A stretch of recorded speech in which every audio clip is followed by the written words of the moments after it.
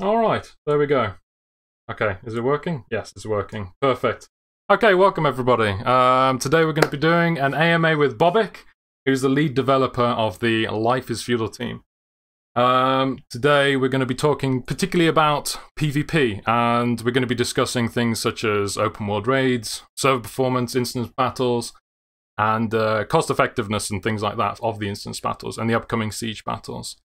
I think we just do a bit of an introduction of everybody. So if everybody wants to sort of like talk a bit about themselves for a second, I'll do myself first. So I'm Dale. I'm part of Ascania's. I'm just basically moderating this this discussion, this sort of AMA. Sharana, do you want to go next?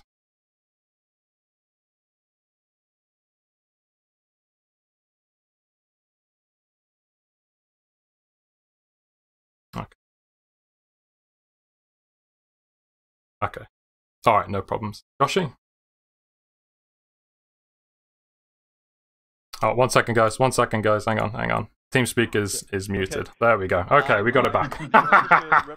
Fucked up already. There we go. Representative of the Ascania when it comes to English-speaking contents, and I'm a devoted PvP player, so I'm really into this topic. I am Alexander Forge from the Forge. I'm the leader of the Forged. We are in PvP, PvE guild, so yeah, it's fun. I'm Valo. I'm from Ragnarok. I'm the main PvP leader for Ragnarok and one of the raid leader of the Dark Age Coalition. Hello, my name is Bobik. I like mashed potatoes and meat kebabs. What's up, guys? I go by Brother. I'm representing the Ridgeline Alliance, and I play in the guild Blackthorn.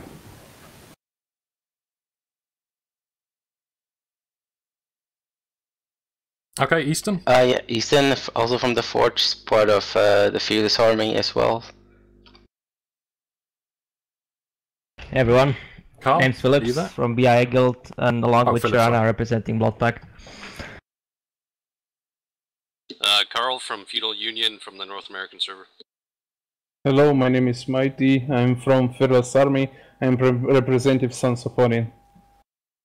And hello everyone, I'm Ricard Fashionfell, and I'm representing the Dark Age Coalition. Okay, fantastic.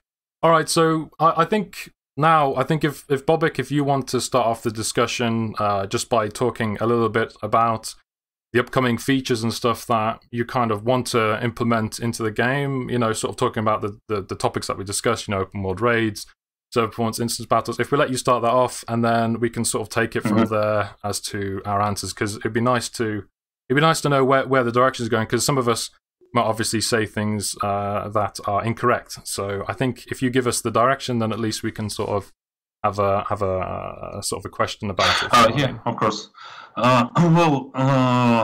First of all, I think we will proceed in AMA, Ask Me Anything session, and I will be glad to answer all the questions that you people have here. And Dale, I would also ask you to save some time and so write down the good questions that will come up in your chat. So maybe there will be some good questions from players that are not able to join this roundtable with us, but they might have serious and good questions. But first of all, I'd like to use this opportunity to explain my vision of balance between PvE and PvP, between crafters and killers and warriors and so on in our game. In game of my dreams, I can also say that. I have explained it pretty much well in forums post on our boards, but I just like to voice it again, and I do hope you will understand me. So, first of all, my name is Bobik, and I've always been a hardcore PvP player. Starting from Ultima Online, I was in Player Killer, then I played in EVE Online, back home. and Black Holes, played Darkfall Online, Shadowbane. I'm quite sure some of you might have seen me in those games and those projects. And I always like PvP, and I always like competitive PvP, of like also Counter-Strike, Dota 2, and so on and so on. So I'm pretty much a PvP player. But I've played Darkfall since they launched. I believe it was beta or not a beta. I don't remember what's on. And I have witnessed what had happened with the game. There were a lot of reasons why that game had failed, but one of the reasons was that PvP players were not restricted by amount of damage they have dealt to simple PvE players. And that's I'm referring to that sheep and wolves. How it's called? Well, they're like sheep and wolves, yeah. Ships were overkilled a lot. They eventually left the game. That resulted that the game was really underpopulated, and only the most hardcore wolves stayed in it. And not everyone liked this type of gameplay. I mean, when you don't have someone to gank or raid, game turns out to be boring. So, and in this case, I'm acting more like an advocate of those PvE players, not because I'm trying to, I don't know, not because because I hate PvP players, not because I'm trying to get as many population as possible, trying to, I don't know, get as much revenue as possible. I don't know what kind of accusations was thrown at me. It's not all because of that. It's all because I want to keep the balance. I want to keep our game fun. I want to keep our game with PvP, but with someone who will also not be much about PvP, but will support those who likes PvP. You know, like our game, our logo actually represents the idea, because Sword is a PvP player and the Sickle is a crafting player. Our ultimate goal is to reach the ultimate balance between crowd of PvE and PvP players, between ships and wolves. And right now, well, not right now, it is sometime before, I believe there was some kind of imbalance of how PvE players were constantly ganked and raided and so on. That's why we protected them with Judgment Hour and mechanics and protection and removal of ability to get over the walls outside of Judgment Hour at times. At least removal most of the abilities to get over the walls. I can talk a lot about it, but I just want some kind of reaction from guys here in my channel, and if you need some kind of clarification of what exactly I have meant and how where are we going to proceed with it, just ask your questions. Okay. Okay. Do we want to sort of take a bit of time then to sort of each take a second to see our vision, maybe, of what we want PvP, or should we start questions now? I don't mind either way, but it seemed Rickarth was saying he's got some things he'd like to say and stuff like that, and so I'll tell you what, we'll do the questions now. And Rickarth, if you want to start off, basically, if you want to ask a question, put an exclamation mark, or if you want to have a statement, put an exclamation mark, and we'll put it a little bit down on paper now. So, Rickarth, if you want to start us off. So, it's more of a statement. It's an answer to the sheep and wolf theory that Bobik has. And it'll only take a few minutes, if you wouldn't mind to listen to me for a while. So, I believe that life is feudal, is a persistent world, but people are inconsistent in themselves. They are fluid, flexible, and they change their mind and opinion quite often, and sometimes for hilarious reasons, and you know that. They change their minds over a sleeping bag bridge or a cart full of dirt, right? So, I've witnessed people I'd never imagined to exist in the same sentence join up into an instance battle to help each other out, for example. While I've seen 5 guilds decide to switch allegiance, in less than 48 hours, 3 of them moved away from their bases and positions completely. I've watched the big German alliance split and join opposite factions, and I've seen a lot of things throughout this game, as you can imagine. So I believe that the sheep and wolf theory in Life is Feudal does not exist, and it is a fallacy unless you decide to be the sheep. I think that Life is Feudal, from what I've witnessed so far, despite whatever vision we may have, has been for me and everybody else in this channel, and maybe even the game, an MMO sandbox that is player decision driven, and I think we can all agree with that. Which means that players will influence not only the sandbox but also each other through the decisions they make, despite if those decisions are right or wrong. Or if people decide, for example, to follow an experienced group, they will face the experience of the consequence of that decision. People will decide who to fight, they will experience the consequence from that decision. People will even decide they don't want to fight to defend themselves or to protect what is theirs, and they may even decide to just be simple farmers, but like everybody else, they still have to experience the consequence from those decisions. My point is, players should not be able to choose to withdraw from the same sandbox you created and everyone else is inserted, because they are still consuming the very same resources that everyone else is consuming. And by allowing these same players to decide not to make a decision by creating mechanics that overprotect them, players who decide they don't want to make decisions, you will be limiting the power of decision of an MMO sandbox that is player decision driven. And that's my point. Okay. All right. Have you got any answers? Just a quick remark. Well, as I said, I have played a lot of PvP sandbox games. I mean, our PvP sandbox game is not the first one. As I mentioned, EVE Online, Darkfall Online, Shadowbane, well, Ultima Online can also be considered some kind of sandbox game. And the way how global politics works, as you described, it's the same story in all of those games when people would switch alliances, to change allegiance, and to do different suggestions and do different, well, they always constantly change and do something. But the thing is that not everyone want to have that like absolute freedom of change. Not everyone is ready for that huge constantly changing sandbox. That's why we do not have safe zones in our game in one way or another. I mean, in EVE Online you have a high security zone where a lot of PvE players live and they are outside of global PvP.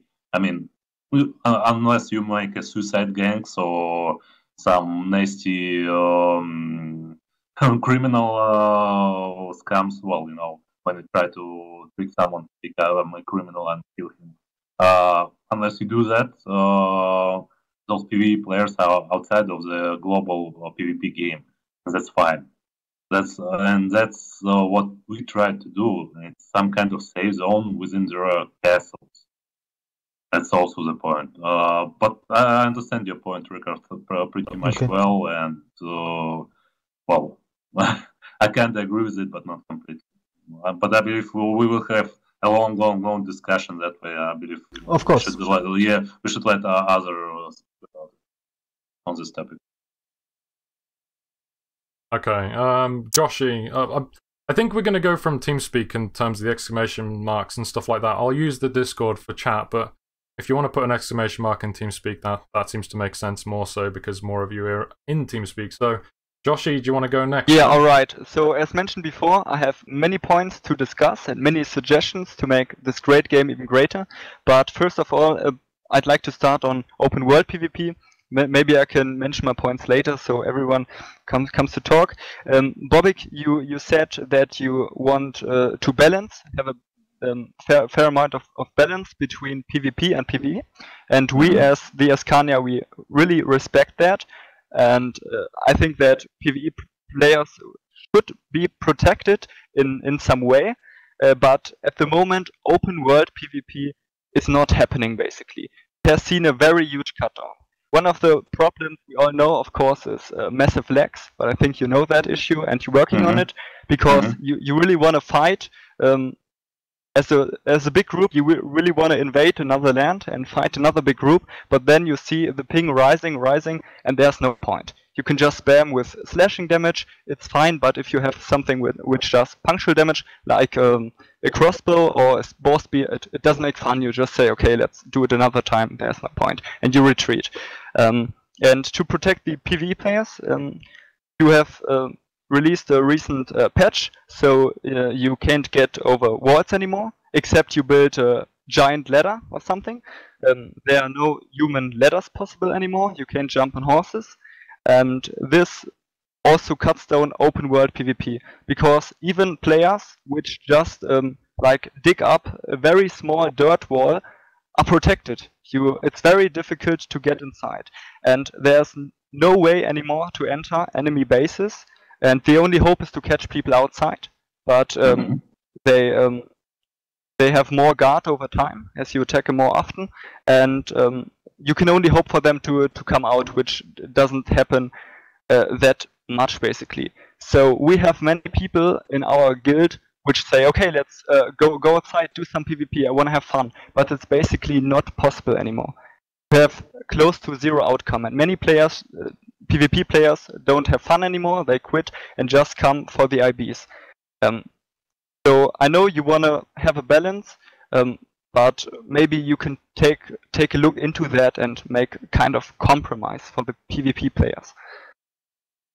Can I answer now?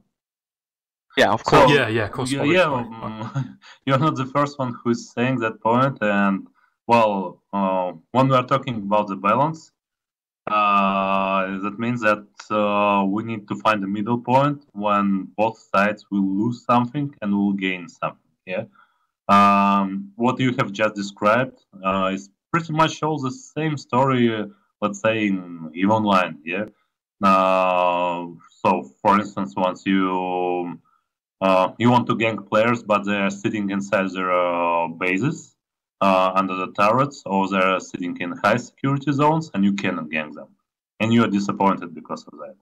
So pretty much the same happens here. We had no safe zones, and you could raid people everywhere, anytime you want, an instant. But now we removed that ability, and you got disappointed because of that. And that was expected, and it's inevitable. And as I said, in many other games, there are safe zones, there are different places where someone cannot be killed because there is extensive protection, or simply it's a high security zone or guard zone or whatever. And in our case, we hope that players' castles and walls will be that protected area.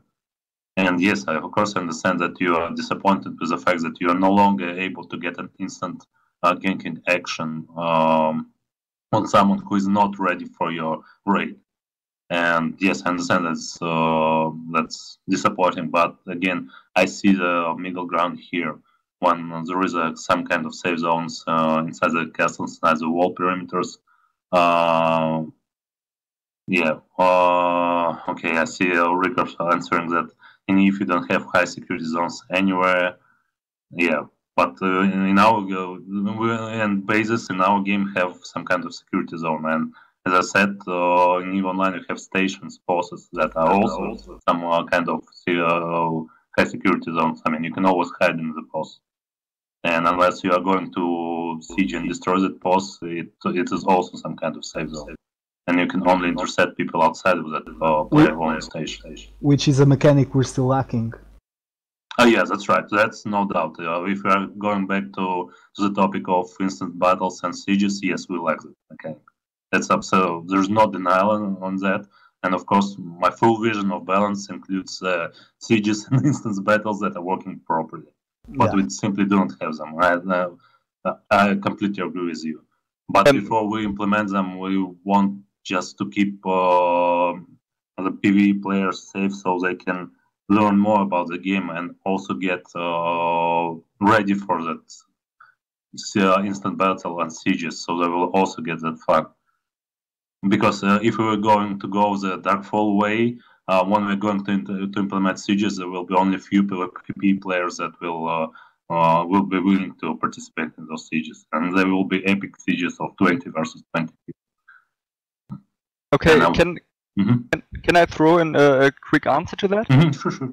I think it's fine that people have like a safe zone, but another problem that I'm going to discuss later probably is that very many guilds with just like 10 players built a tier 4 monument. They have a very large scaled safety zone, and they're just building many walls or a giant wall around, which they're protected in.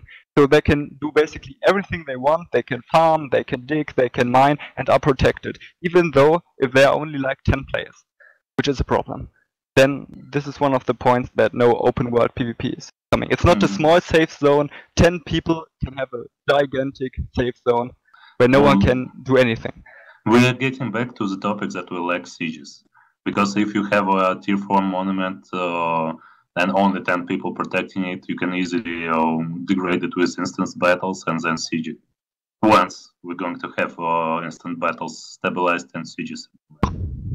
So again, in further reference, I can answer later about my vision of the state of sieges and instant battles. But for further reference, I just suggest not to raise this topic for now, because yes, I do agree with you that we need sieges, that we need instant battles to be stable. We need a way to damage and destroy certain monuments in game.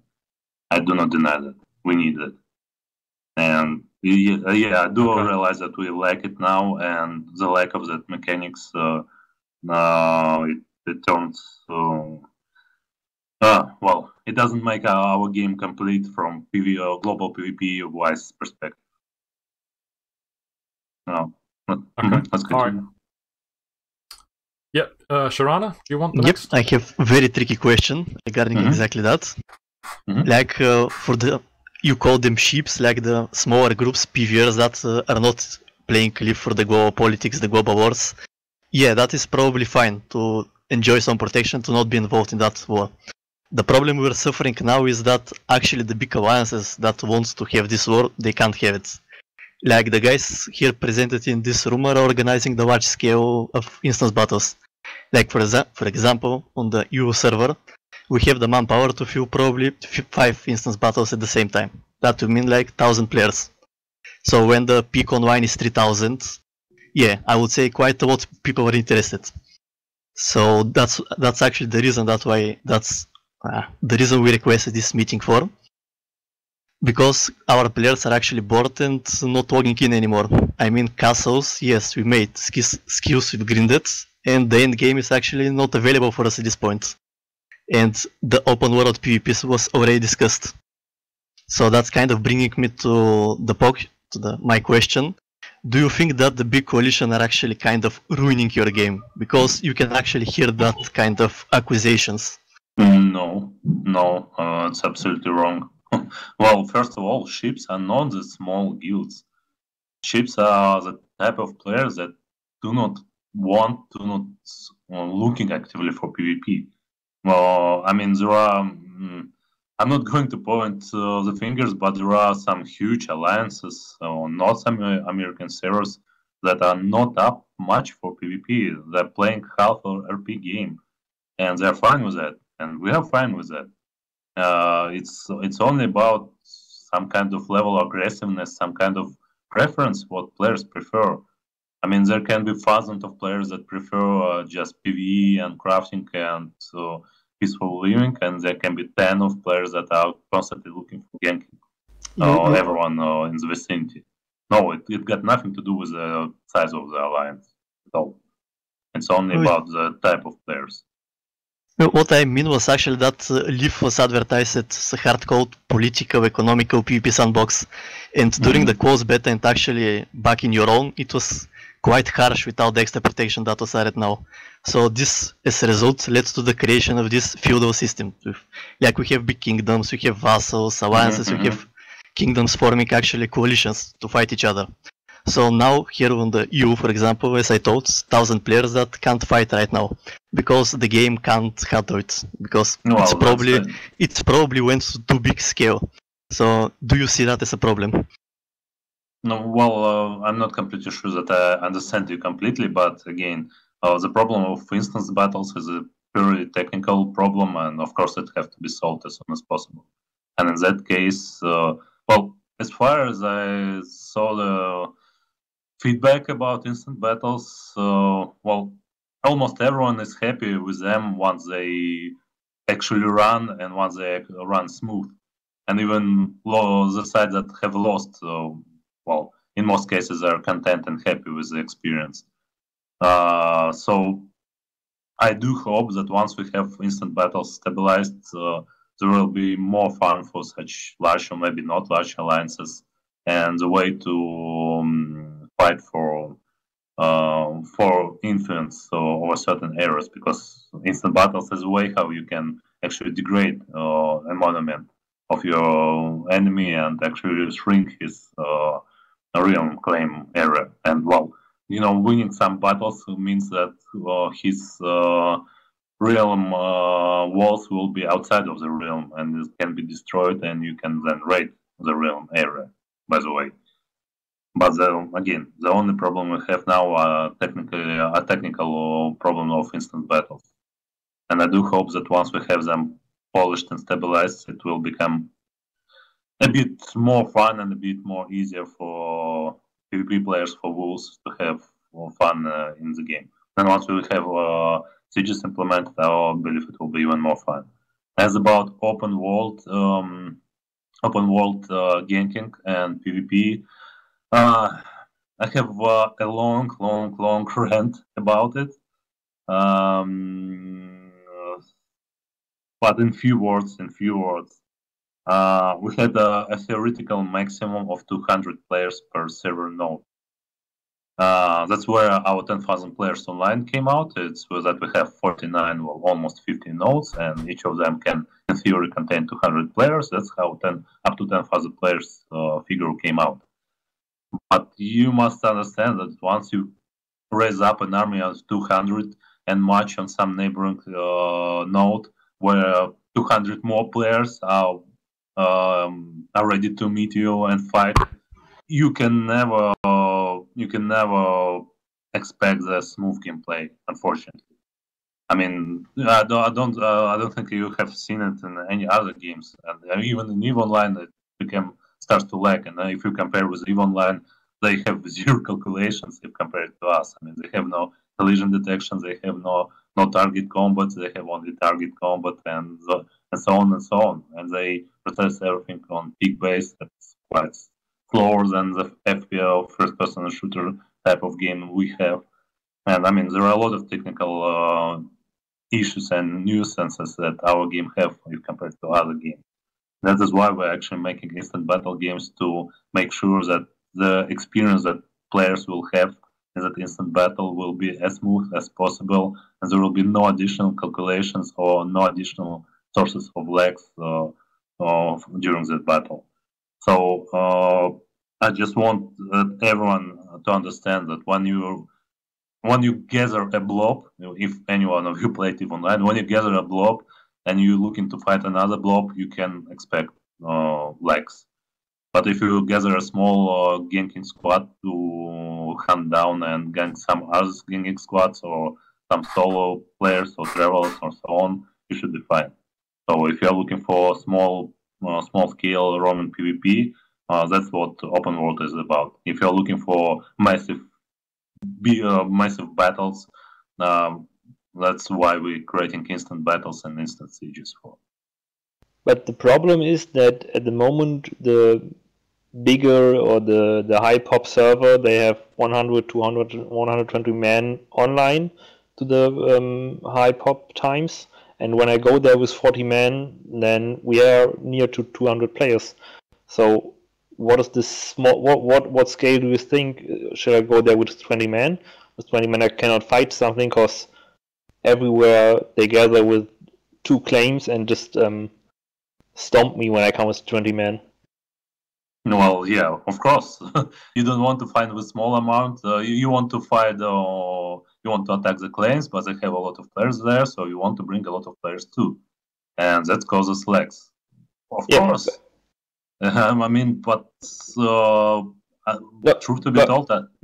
But for the future, it's when I think about open world PvP, I take 20 men and make hit and run tactics. So I go to one claim, kill a few players and run away. Cause when they gather their men, I need to be gone because the server cannot hold the amount of player.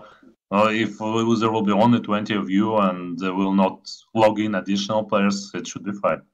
But when I think that if you will bring 40 and they will log in 40, 50 more, then it will might cause a lag. Exactly. But what I am saying is, with 20 men, I cannot attack one of the guilds inside this channel. So what? Sorry? Yeah, with 20 men, there's no need to go to one of the claims inside this channel, because they have every time 20 player online or more. So I think what his point is at the moment, because small scale raiding has pretty much been stopped, large scale raiding is the only form that can take place. That's his meaning. I think that's his point. So basically, because only large scale raiding can take place, it adversely affects the servers, and because it adversely affects the servers, it's counterproductive to remove small scale raiding. I think that's his point, because if you're just a small group of people, you could jump over people's bases, do the most damage that you can, you'd run back, the server numbers wouldn't be affected, and you'd be able to run away.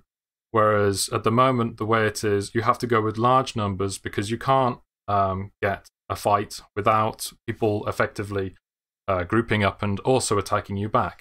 So what happens is two large groups fight on a server, but that server is also populated. So what it does is it throws the server overpopulated. Exactly. I think that was his point. Yeah, but that's right. But my point is that even with all the optimizations, once we get more stable, once we find out the reason of those lags and so on, there will be a limitation. So let's say we will reach the 250 players, or maybe even 300 players. It still will be the same issue. There will always be a limit. That's right. There will always be a limit. Yeah. So you're saying that I have no problem with the limit. I was just asking what is your goal for the maximum limit? You said 200 players. 200 players at the moment there's no need for raiding because you reach the cap too fast. Right. That's right. That's why we go. That's why we want all the meaningful PvP, global politics PvP to be inside the instances. Okay. So you can raid someone, but that's why we actually implement all those protection, all the stuff to make the raiding of someone's claim be meaningless. So you're saying that in current state you hit the technological maximum of what the current technology allows you to do? Like how many people you can put? No. We're not on the maximum. Come on, we're in OBT and we have a lot of room for optimization. So what we have now is definitely not our theoretical maximum. We have not reached it, but the point is, once we reach it, it will not be as high as you all guys want. It will not be able to support 100 people marching on a neighboring node where 100 mob players preparing to defend it. You know, okay. You will not be able to participate in open world massive battles. That's why we create it. Okay, just let me finish. So that's why we create. That's why we discourage that massive raiding, because it should not bring anything, any results, anything to the winner, or should not harm loser that much.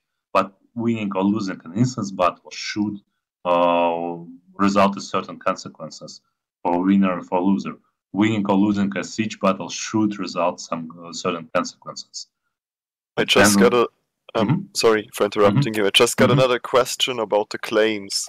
Hold on. Let's do this in turns. Hyperion Patriarch, you're next. I think it's fair if we just let people take their turns. People put exclamation marks. So yeah, Hyperion, do you want to say what your question is? Sorry. Patriarch, you there? Next. Too bad. No, okay.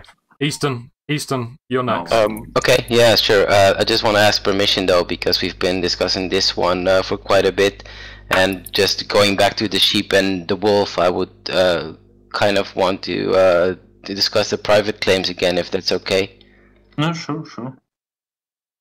Okay, because you know, back when we had the discussion in an AMA before the open beta came out, you were quite adamant about, you know, having that private claim protection because of the players that might want to establish in the open world. And now we're almost 2 months into the open beta, and what I've seen and noticed from the people that have joined, for example, our guild and our alliance, and just by writing through the open world, that people are not using those private claims for having a nice settlement for themselves. They're just using it either for having drop-off points for regional resources. They're using it for having harassment camps for other guilds so they can be harassed back. And I think that's a bit of a problem. I understand your vision behind it for allowing players to have a safe space sort of in the open world and having bigger guilds having their place. But from what I can see from what is happening now, they're not using it for what you envision it for, but they're using it for other purposes. What's your view on that at the moment? Well, first of all, I almost completely agree with you. So private claims are not used as they were supposed to, and there are multiple reasons for that. But most of them that they are not in the final, vision or state. I had some questions in Discord about it from via private messages, and I answered to them saying that we have a system designed, game designed, that will allow certain guilds to contest for private claims that are in the vicinity of their guild monument. I'm talking about private claims that are outside of realm claim, but still in a certain radius from that guild claim, from the real claim or from the guild monument. That means that a couple of guilds will be able to contest for a certain private claim. And yeah, we plan to implement that system, and we also plan that it will be the reason for some small scale PvP to happen, 5 on 10, 10 on 15, and so on. And that will allow to certain guilds to remove the harassment private claims from their vicinity, and that will allow them to have some kind of protection for solo players that don't want to fully integrate into their guild, but still want some kind of protection. Well, that will help majorly. Yeah. Yes. I mean, what I'm trying to say, I will be a bit emotional here. Okay. Yeah. We don't have much tissue, so. Leave Britney alone. Yeah. Okay, so the thing is that I see I believe almost all of those problems, and the problem is that we really have few. We're really small for such a big complex project, and that's why we are unable to do the changes instantly, and some kind of functionality is lagging behind, unfortunately. And that's why the vision is not complete now. Some parts are not stable, some parts are not fully implemented, some parts are not implemented at all. And private claims, I'm quite positive that they can work the way as I envision them.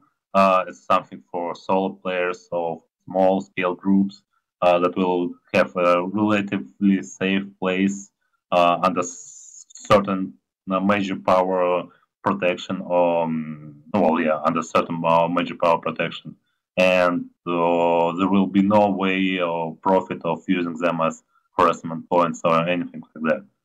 But for that we need to implement a certain mechanics, as I said, the guild influence zone, and the way to challenge and fight for the private claims, and some other mechanics and tunings. That's right. And that's a problem. That even though it's an OBT, it's still there are some mechanics that are lacking that we still need to do to implement or stabilize. And that's why I want to cry, because well, everyone is playing and suffering from one point or another, and there is nothing we can magically do to like instantly implement things that will help that suffering. And that's what really makes me a disappointment. But that's also why I'm really, really thankful to all the players and you guys and who is here on the round table and who are not and who are playing our game for your feedback, and that you keep the faith in us, that you keep playing with us, that you keep your feedback, and that you keep your faith in us. So once I'm quite sure that in a couple of months the situation will be way better and there will be less way less reasons to be disappointed with the game or with the usage of certain games. But you can still expect that there will be no reason to raid claims and get over the walls outside of Judgment Towers. So I mean, balance will still be there here. Mighty, you want to go next? I just want to say hello from one of the representative Russian community speaking guys, and I just want to ask Bobik. The main thing, this is sandbox game, and for example, we can't move objects in enemy claim, and for me, this is like the end of sandbox. The reason when I say I represent a PvP guild, not trading guild, and I will say I see like people losing point to game because we try to fight in Judgment Hour, but it's absolutely lagging, and we will try to fight in instant battle, and this, I think this is too expensive. This is my point why I want to say I don't think one of the castles cost 10 Agnes of Vastakus. It's too much. Why the cost of this is PvP events, I will call this, is cost so many? I can't understand. You will change this, or you make it for no one can't do instant and siege battle now. Well, the main reason that we are ready to once instant battles and siege will be polished and stable, we might reduce the cost. I mean, because right now, yeah, it might sound a bit strange, but we are not ready. We are not expecting a lot of instant battles, and we don't want our players to have a lot of disappointment about instant battles that have failed or were lagging or had some other problems. So the price of instant battle is that high to minimize the amount of them in one way or another. But once we will have them properly on the rails, and working completely automated without our interference and without problems and bugs, I have no reason to why I'm quite sure we will lower the price, because well, I have seen a lot of YouTube videos of instant battles, and truth to be told, I had a boner.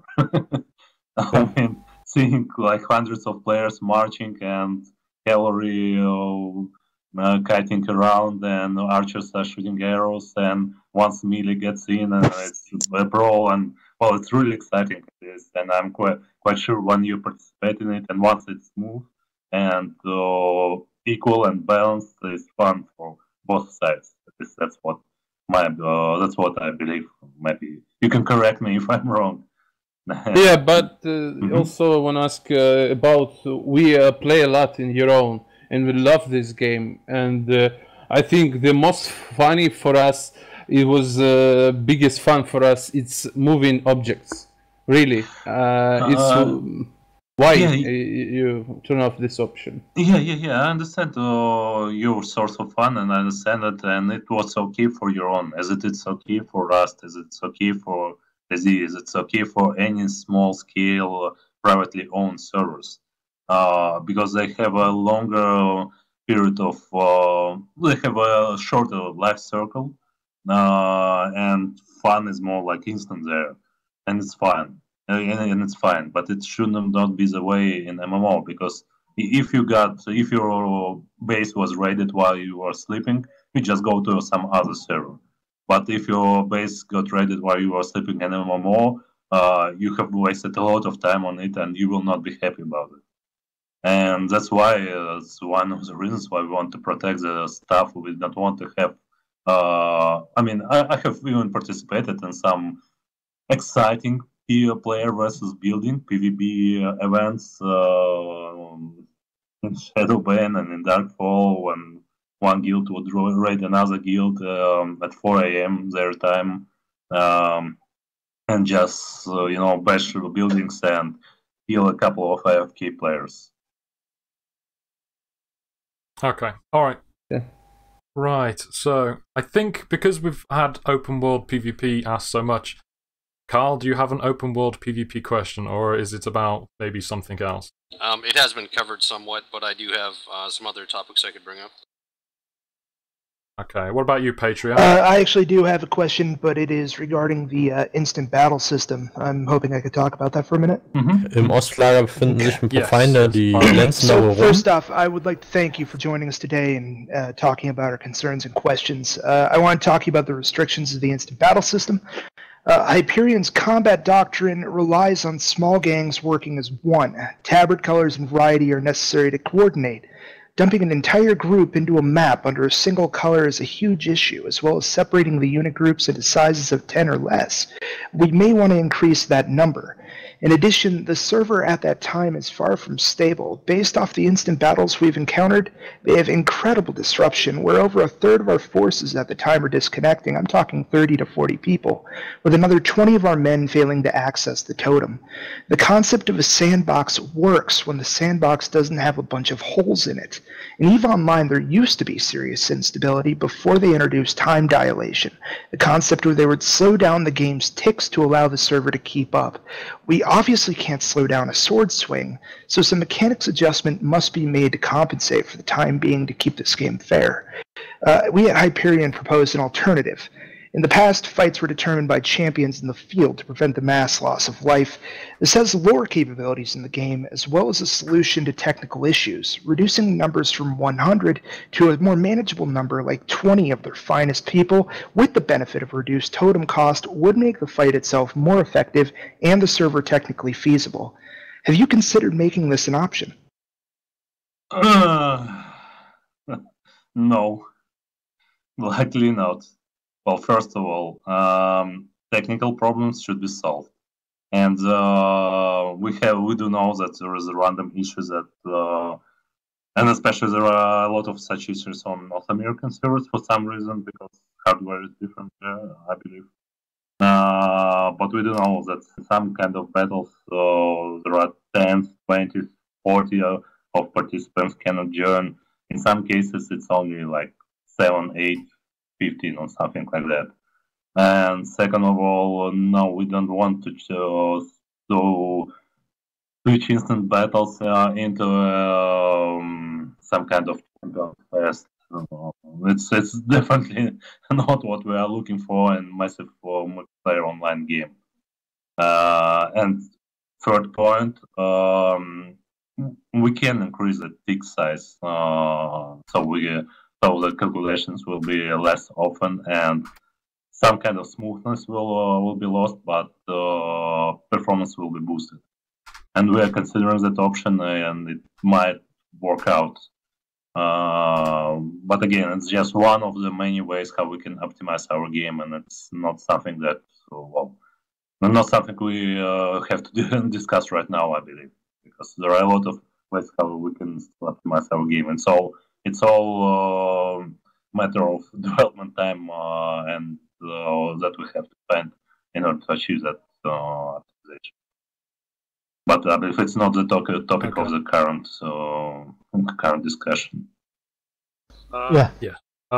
Carl? Yeah, so some of these... Carl, have you got a question based around instance battles or cost effectiveness and stuff like that, or upcoming siege battles? Because we've discussed open world PvP to the end of the world, and as far as that's concerned, we're running out of time. But yeah, if you could you could give us a question which we haven't asked yet, that would be good. Sorry to bust your balls. No problem. So in between the autistic screeching on Discord, most of the frustration from large NA groups is coming from this instability or crashing of instance battles. So every time there's a server crash, an IB will be cancelled. That's a major problem when you have 100 on one side, 100 on the other. Another issue that's been brought up to me is abuse of alignment systems by leaving guilds. And lastly, lastly on NA servers, Chinese bots overwhelming the servers. We had a Chinese guild pop up maybe a week ago, and they have 600 members. Basically, they're just overwhelming any server they enter. So that's a major issue for NA that I haven't heard brought up from the devs at all. About the Chinese bots, I have seen reports only a couple days ago, and truth to be told, we had no time to properly investigate it. But I have a suspicion that most of those bots are not actually bots, but players, you know. And I mean, I have some Chinese players that I speak with in the private messages, and well, they're also playing that game, and so of course we'll investigate if there are really bots up there, and we'll have to do something with that indeed. But according to my experience in previous PvP games, Chinese Zerg is a reality. And in some cases, they could overtake the whole server. And there will not be bots, you know. There will be actually a lot of players, you know. There are over 1 billion people in China.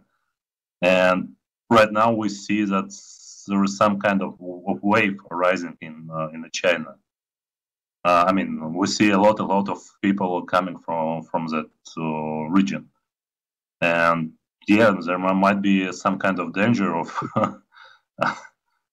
Chinese players taking over the server, and I believe that maybe at a certain point you will have to coordinate to withstand them, because well, as I said, in Shadowbane we had one server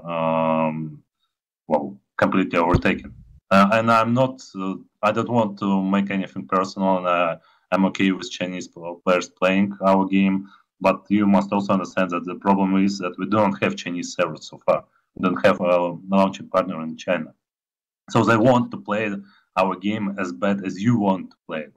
And they also suffer a lot from it because their time zone makes the judgment hours, and instant battles prime time is their 4 5 a.m. time zone. And they also suffer from it. But again, that's another reason we cannot provide everything to everyone instantly, unfortunately. Right. Do you have plans for an Oceanic server in the future? For Asian one, maybe in Korea. And as far as I understand, Oceanic players can play on Korean servers with quite adequate amount of lag. There were some other points. I forgot. Oh yeah, and about what Patriarch said about difference of instant battle participants. We plan to implement some kind of special flags, unit flags, that certain leaders will be able to carry, and those flags will have different icons, different different icons. Banner carriers. Banner carriers. That's right. Yes, that's right. Thanks. And in that way, players from the same unit will be able to see where their leader and speak to him if they unable to see formation for some reason, or just simply too far away from the leader for some reason. So everyone will be red and blue, but there will be a way how you can differentiate different units. Okay. Dale?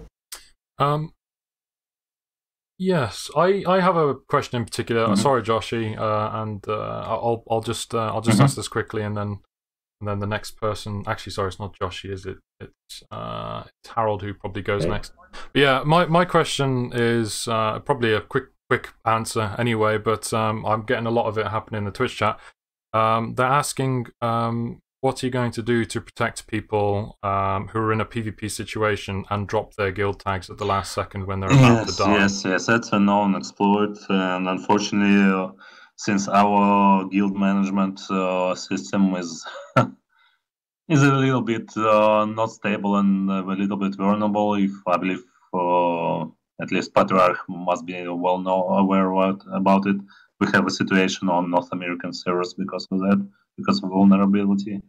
But yes, we had a lot of reports for some time, and we plan to implement a timeout of for joining and leaving the guild, and maybe even alignment penalty for leaving a certain guild. Well, not leaving a certain guild, for leaving a guild. I mean, if you do it once a month, just because you want to look for another guild, it will not be a huge deal. But if you're doing it for a couple times a day, just to avoid, just to damage the alignment of your killer, well, that will not work for you. At least, well, you will also lose an alignment. That's our plan. But again, it takes time to implement, to patch, and so on and so on. So it's not there yet, but we're aware of it, and we know the solution, how to do it, how to fix it. Okay, cool. Harold, do you want to ask your question? Yes, thanks. Sorry for interrupting you at first point. Yeah, my question goes about the farm claims that you can all roll around. And, well, they are taking over with the realm claims really a big area, which might be a problem. If a guild gets, I don't know, about 4 or 5 farm claims, just without living there anybody, I think that's a little problem about claiming everything. Wouldn't it be better if you just reduce farm claims to the town size, or if there is some buildings on it with villages inside, then it can increase a little bit easier to the realm size? Well, I don't think that we're going to do something with that in the nearest future, because from game mechanics perspective, farm claim and claim of 10 players that are playing in this guild are equal. I mean, you can never game can never learn for sure if it's a claim, if it's a farm claim of some, is it some kind of twink guild claim, or it's a real small scale guild that's living here. So I don't think we're going to do something with that. Maybe we'll make it so that it will be quite expensive to support such large claims. So even the big guilds will have to struggle to support a lot of large level 3, level 4 monuments for their purposes. And again, I'm quite sure that once instant battles will be working, damaging those claims and damaging economy of those claims will be a viable option. Once we're going to reduce instant battle totem price, it will be worth it to fight to reduce those farming claims to damage your opponent. Okay. All right. So I think the only thing that we haven't covered really is sieges. Seeing as nobody's asked the question, I'll ask it.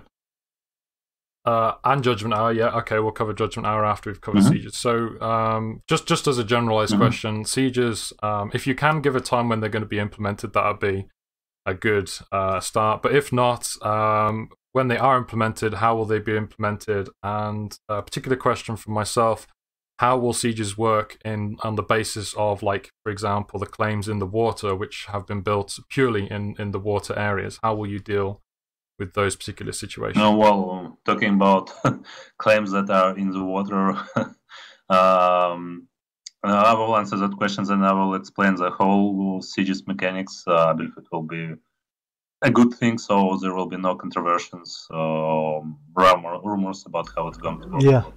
Talking about water claims, well, some water claims thought that they are invulnerable, but some clever players found out how to place instant battle totems on them, even. So yes, it must be also quite unexpected from them. And everyone must understand that sieges works only on tier 1 monuments. So those two monuments have almost no realm claim, and that means that everything that outside of that monument can be terraformed. So if a certain guild actually wants to siege that monument, to destroy or to own it, they can make an artificial island the same way and place a siege totem there. So that's I believe that's quite possible, and it's quite and no one is absolutely invulnerable or absolutely protected, even if they're in a mountain or an island. It will take more time. As a counter to that, at the moment, obviously, with the changes to the boosting and stuff, and in fact you couldn't even do it in the water before. How would you place a siege totem on a claim which has been fully ramped, or even an instance totem? No, that's what I'm talking about. You don't have to place a siege totem on a claim. It just has to be in the machine. Okay. But how do you reduce realm claim if you cannot place an instance battle totem on a realm claim, because the realm claim is on the ocean? That's why I said people found the ways how to place instant battle totems even in the water. And I mean, during Judgment Hour you can create an artificial totem anyway. Yeah, artificial island out some land. Okay. And we also know that there are some things that have to be done with totem placement to make it less restricted, to make it more easier. Like so, we saw screenshots of certain guilds spamming whole their realm claim with construction signs, just to make sure that all the radius around their monument is protected by those unfinished construction signs. And well, maybe it works, but at least during Judgment Hour, some raiders can destroy them, deconstruct them, and place an instant battle totem. But as I said, we will make some kind of tweaks that will make instant totem placement easier. That will not require a certain amount of land and will not be blocking by someone, and so on and so on. But let's stick back to sieges. Yes. So I just want to quickly describe how they are going to work, so everyone will be on the same page, including the ones who are listening to us on the stream. So first of all, sieges are only available if every Defender's Guild has a level 1 monument. So if the Defender's Guild have level 2, 3, 4 monument, the only option you have is to issue an instant battle, instance battles on them. And once you degrade them to tier 1, once you degrade the guild monument to tier 1, that's when you can siege them. That means that they will have almost no realm claim or very small realm claim, and you have to place your siege totem in, I believe it's radius of second tier monument realm claim. So you have to place it on a neutral land, or maybe it will be your realm claim land. So if you are just too close to that defending guild, and you just have to place it near the defender's guild. Once you place a siege totem, it will create a small claim that will be magically protected from any sources of damage. And on that claim, you will have a day. Maybe we will increase the time on make it in a couple of days. We will see how it's going to work. To create a siege camp, you will have to place a siege tents, trebuchets. You will have to fetch equipment, grenades, superchargers, whatever you might need during the siege. You'll have to bring them there. And in 1 day, since you issued the siege totem, or maybe in a couple of days, we will decide. As I said, we will decide it later. An instant battle will start. Now, talking once siege battle will start on an instant server. We're going to copy the whole part of the terrain. That means that defending castle, siege claim with all the constructions and items and stuff in it, and all the neighboring towns and forests and everything will be copied in the instance battle. So all the terrain, perks, all the features, everything will be there in an instance siege. And defenders will have respawn tickets that depends on the amount of siege tents that they were able to create and place in the siege claim radius. And defenders, they will have also respawn tickets, but amount of those respawn tickets will depend on a minimum of 2 figures. One figure is the amount of rally points. Okay, how many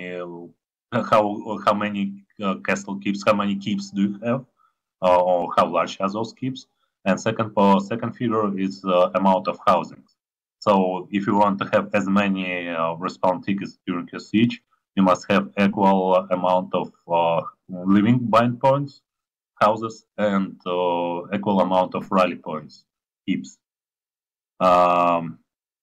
So once everyone is in instance siege, people will be able to respond until their team ticket will run out, and they will have to destroy each other monument, or it will run out with the timeout after 4 hours, I believe, so far. So in that case, that means that defenders were able to defend their castle. So that's how it's going to work. So everyone must understand that it's only against tier 1 monuments, and yeah, it will take some time. And about state of development, well, as usually I was positive about it, but now right now, since we have a lot of issues with instant battles, and it's the same developer who is making an instant battles and instant sieges are going to be stalled for now, on hold, until we stabilize instant battles and we can switch back to instant sieges. We did a lot of work with instant sieges and a lot of game mechanics implemented and so on, but it's not ready to be patched out yet. And I expect it will be maybe like 2 more weeks of full-time development. But first of all, we have to stabilize instant battles first. Okay. Okay. And the final question, I guess, would be about Judgment Hour, and I guess you could say in terms of Judgment Hour, like how regularly do you see them happening, and how much do you see them affecting the game? It's a bit more than that, if you allow me. Because I remember the last talk we had, Bobik, and you were very precise when you explained how Judgment Hours are going to work. And I'm sure you're going to make a lot of changes to the Judgment Hours, and they will happen from time to time, and they will affect in some way the open world. But as you've previously said, bases are going to be strongly protected by the in-game mechanics we will implement, and the players will gradually and naturally improve and learn with the game, and they'll just stop building on the realm claim, which is already happening in dozens, if not hundreds of claims.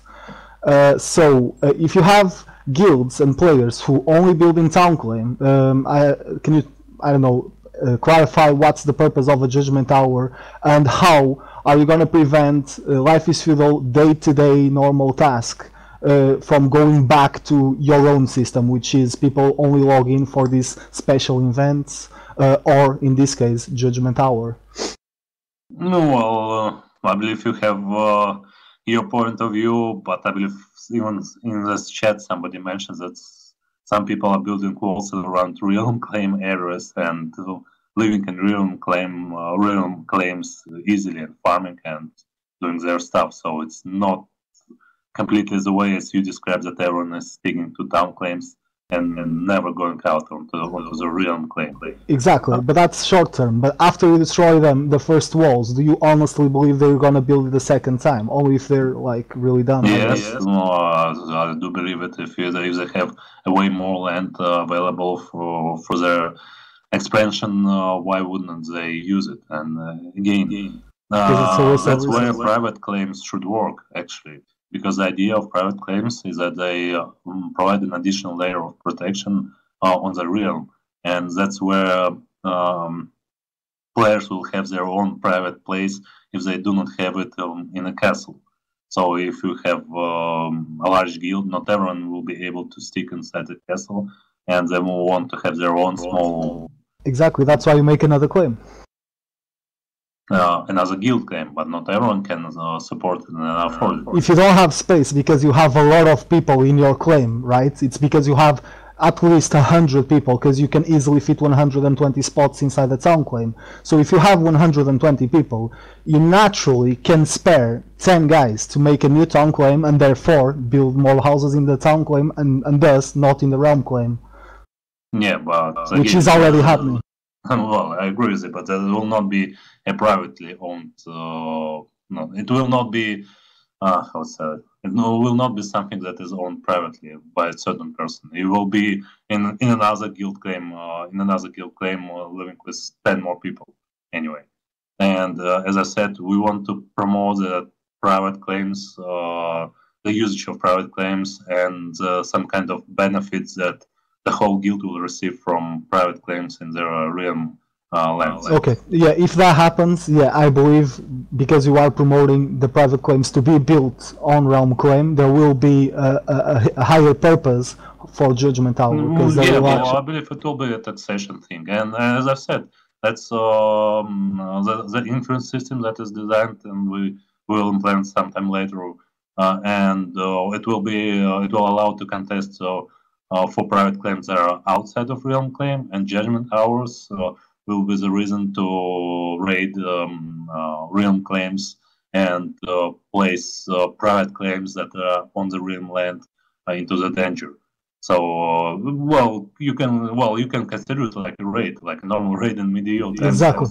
Yeah. So certain army comes in, all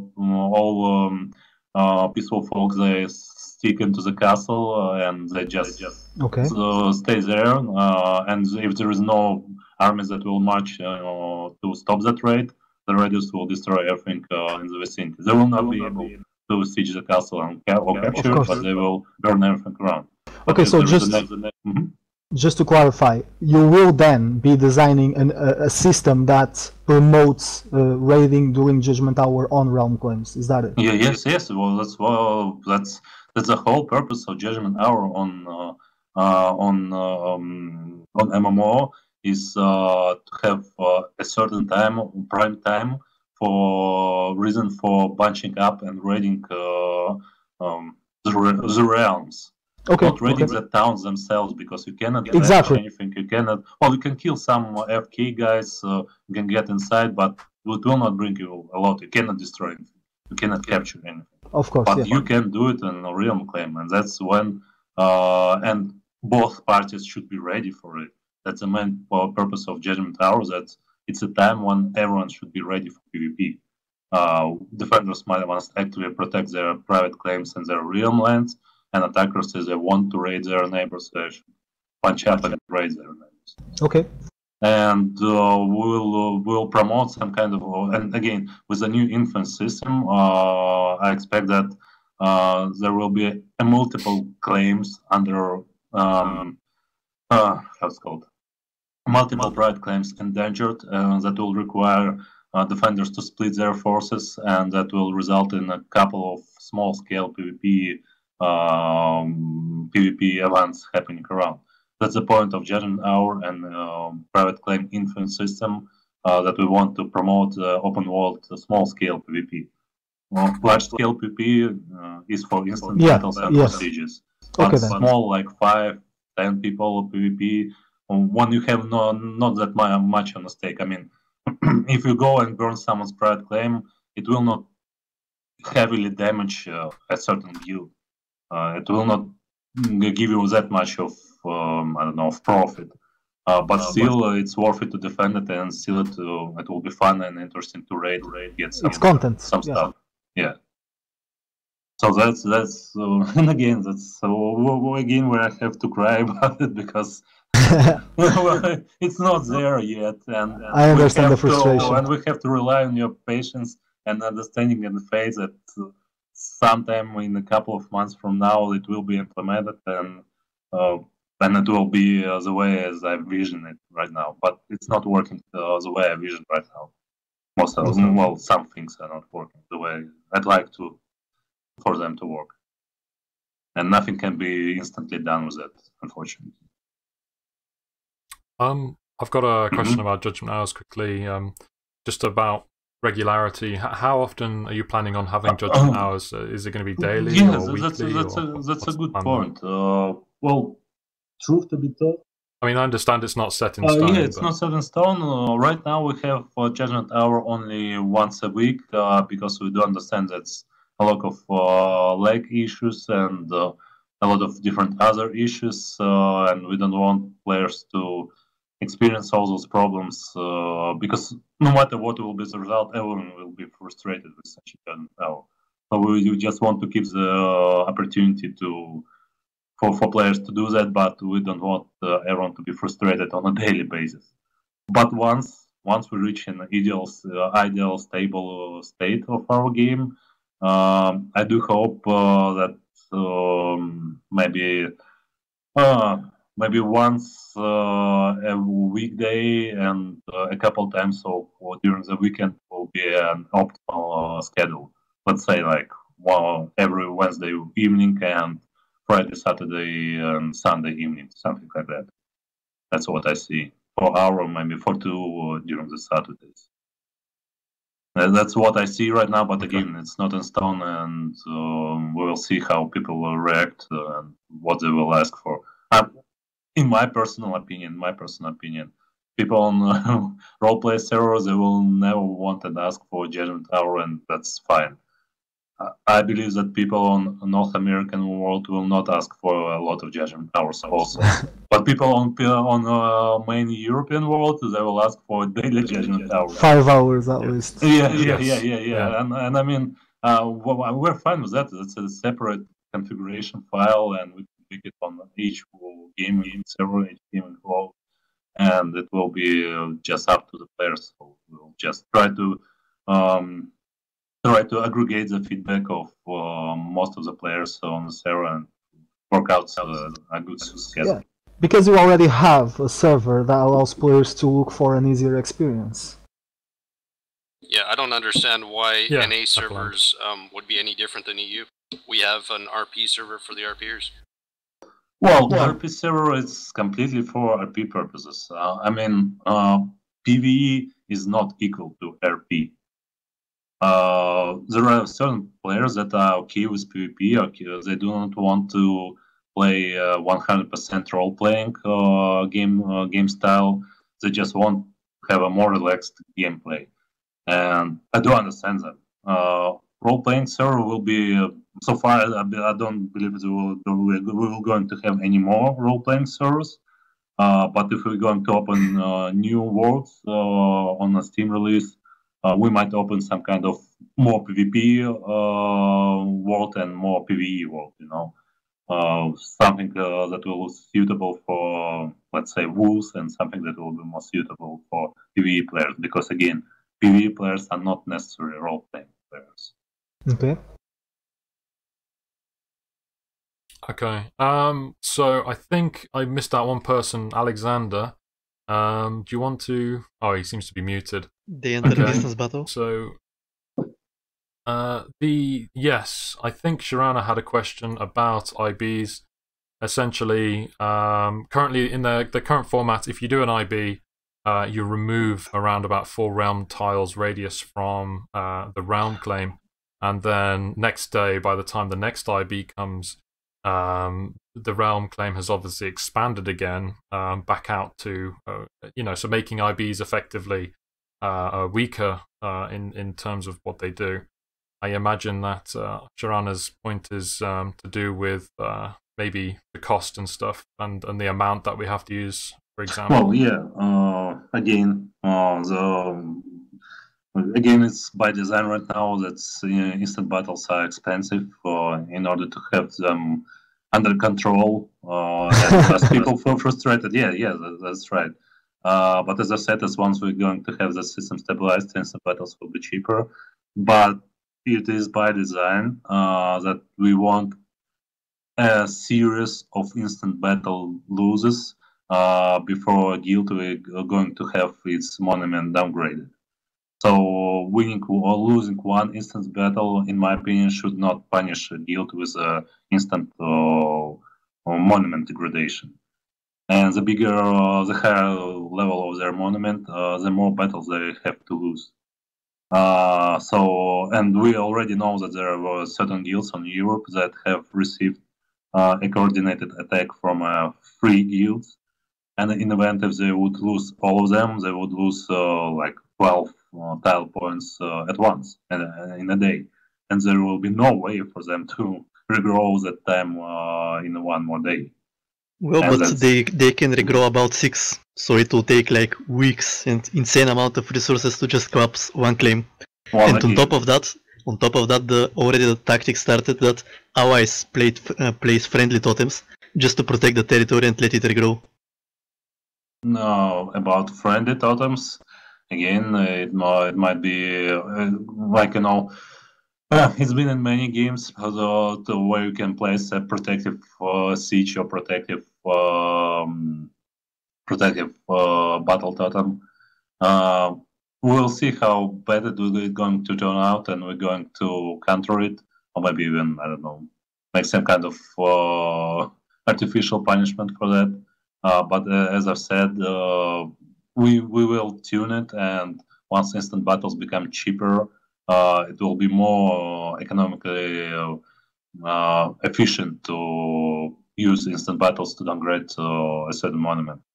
And again, if you see that some guild have used a protective totem, you can always siege that guild that was used for protection. And once you degrade it to level 1, they will not be able to issue instant battles anymore. So they will not be able to be used as a protection. So if you're targeting a certain monument and it's got protected by other monuments, you can always hit those other monuments. Only thing is that's taken into account is the price of instant battle totem. But as I said, once we're going to have them stabilized, instant battle totems should be cheaper, and it will not be as expensive as it is now. Okay. But currently it's quite cheap to build guild monument. Like we have pretty much almost 10 guild monuments and thousands of coins to feed them for I don't know years. You can never run out of monuments to place friendly battles with. No, of course, it's all a matter of tuning. And it's all a matter of our game in a more final state when the tuning will actually is needed. Not like needed. Yeah. We will make sense, you know. I mean, we can tune something now, but once we implement new mechanics, we will have to retune anything. Exactly. I think I would just like to add to that, and that is the problem with the current system is, for example, like as the Ascanias, we've been attacking Armada. We've been placing IBs on their claim to obviously reduce it, but also just to give ourselves some PvP in the evening. And the thing is, Armada, knowing that it's not going to affect them, only signs up like one person. So in that situation, we don't actually have any PvP to go by in the evening, because the net result is a positive for Armada in any situation. Even if we win, they still win in a way, because for them their claim isn't reduced, and what it means is essentially we're logging on to go into an IB, which will never happen. Well, of course, again, it's because an IB is expensive. That's the only reason for that. Once IB would be cheaper, you will be able to spam a lot of those IBs, and even if they will not reply on them, they will have their monument created, and then they're going to feel the pain. But right now, it's not. Yeah, I understand that, but for now, for those of us who are PvP orientated, we've been removed from the open world PvP, which is fine. I see that as a viable thing to stop people from leaving the game instantly because they get raided all the time. But we also can't do the IBs, and it also makes it harder to test them because the other people on the other end don't want to fight them. So we are actually decreasing the chance of testing these large scale in 100 versus 100. Are we talking about North American server? European. No, EU. No. EU. We're Ascanias, and we're fighting Armada at the moment, which is I can't remember their particular alliance, but I think it's USH or something. And essentially, while we're attacking them, because we can only place one, but they know it's not going to do any damage, what they do is they only put one person into the IB. And what that means is it's essentially, because obviously they know that they aren't going to lose anything, even if we place one IB, we still don't have a fight that night. We still don't have any PvP that night. So what I'm saying is, in terms of right now, for us they're at the dodging moment, the fight. but Yeah. right now, yes, they're dodging the fight. That's understandable. And it's that's not only bad from, like, obviously, you know, from the PvP experience side for myself, you know, and for other people who want to have a PvP experience, but it's also bad because we're hashing out the IBs at the moment, you know, in terms of bugs and testing and stuff. And if Armada, obviously, because they're not going to have any physical loss, they won't apply for it, and therefore we also needs to you know, test it, and that also takes away from that aspect as well. So I think IBs need to become either more relevant or more forced, because for now, even if in the future you have different plans, if we're going to hash out the IBs and test them out and make them work in the future, we need to actually have the enemy signing up every time. Well, of course, it's understandable, and again, there is another side of the coin. The other side is that in some cases, instant battles just appear out of nowhere. I mean, we had 3 instant battles with 3 versus 5 players because for some reason, you know, the old instant battles just decided to start suddenly, and guilds were losing those fights, and they were losing influence, and it was not really good because, well, no one expected that instant battle was not correct. So due to the bugs, they have losses, and it's a real pain in the ass to restore the guild radius, and we just trying to we're trying to minimize that damage. That's the point why loss is not that high right now, and that's the reason why certain guilds can't dodge it, because it's too expensive for you to cast an instant battle, and it's too small of a loss if they lose. Of an impact. Of course, I do understand that. And again, the main reason behind it is because instant battles are not technically stable and complete. Once they will be technically stable and complete, loss will be slightly bigger. Price of instant battle will be cheaper, and even if they will dodge, you will degrade them to level 1, and most probably they will try not to do that anyway, because their influence will be 0. I understand that from your perspective, but all I mean is, and I'll stop at this and we can move on after this. But all I'm saying is that from the perspective of testing it, if the enemy doesn't sign up, we can't test it and give you feedback. So that's the only perspective that I'm coming from in that respect. If they avoid it, then it's up to them, you know. But in terms, you know, it could happen in the future as well. But obviously the IBs will be stable. But at the moment, if they avoid it and we can't test it, then we can't have. Just say as it is. Right now, there's as of right now, there's currently no PvP content for whoever does PvP because of the design flaws currently, or systems that are not yet implemented. And while we understand that it's just part of the job to have this kind of flaws right now, because the game is still in development. I would like you to at least understand our frustration when we tell you that right now people who have been here for 4 years now currently have no PvP content to do. So I think the question that Dale is trying to make is that, is there a solution to this? I think it's more of a yes or no, and if it's a no, maybe it's fine, we understand, and we even thank you the transparency, you know. If the sacrifice right now is not to have any PvP content because you are still working and designing the systems to give us the PvP content, then we understand that. You're just exaggerating, sorry. Yeah, I'm sorry. Yeah. Yeah, I mean, saying like there is no PvP content at all. Yeah, exaggerate. I can drop you a lot of instant battle, 100 on 100 instant battles. I know, I was there. Have some fun. Well, yeah. I've had fun for sure, and it's been good. The IBs have been good, and you know, obviously we have bugs which we've got to work out. It's lacking, and the small scale. Let's see back to topic. It's lacking, but the PvP content is lacking right now, Yeah, and I do realize it. Yeah. And until we stabilize our technical side, until we stabilize our systems, I don't think we can do much anything with that without damaging the ships part. You know, those who are still having fun, just building stuff and trading, and you know, and role playing and doing whatever they do, and participating in a small scale combat. Yeah, As I said, of course I want, to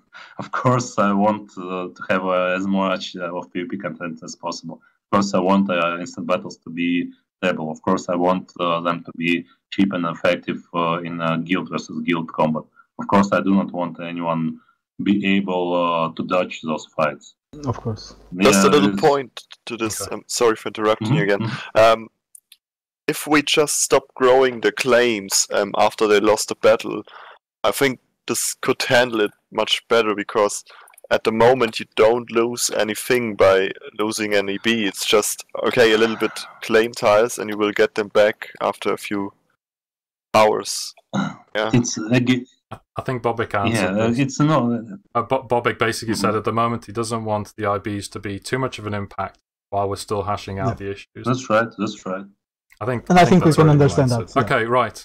Okay. Right, let's move on to Bobik. Do you mind answering some questions from the audience? Originally it was an AMA, but PvP people came in and said, "Well, let's do it for PvP only," and like, okay.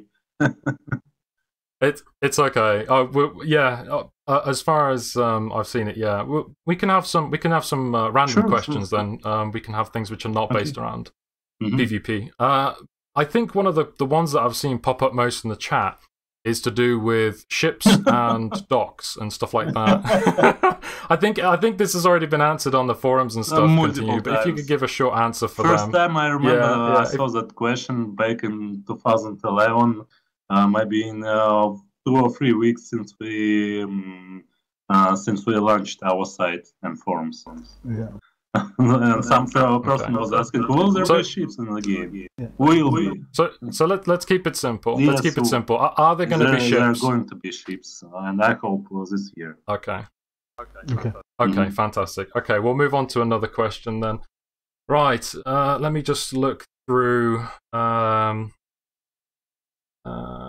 What's the largest size of the instance battle that you intend to have? Is it just going to be 100, or are they going to be any bigger? Well, I do hope that I don't know when, but we should be able to reach 400 of total participants. Well, at least 300. We believe it's even possible now on a map that have small amount of trees.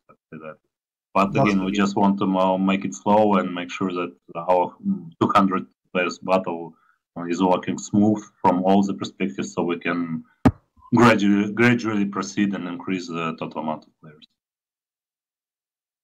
Okay. Let me just. A lot of people are interested in the permission systems based around the game, so. I know that's probably an annoying question for most, but it seems like it's a common question. I imagine that you've got more advanced permission systems being implemented at some point. That's absolutely right. And I'd say that it's around 80% of implementations are implemented. So hopefully it will be released this month. Nice. But again, I'd rather say soon. Yes. No, that's fine. That's fine. Another common question that's coming up.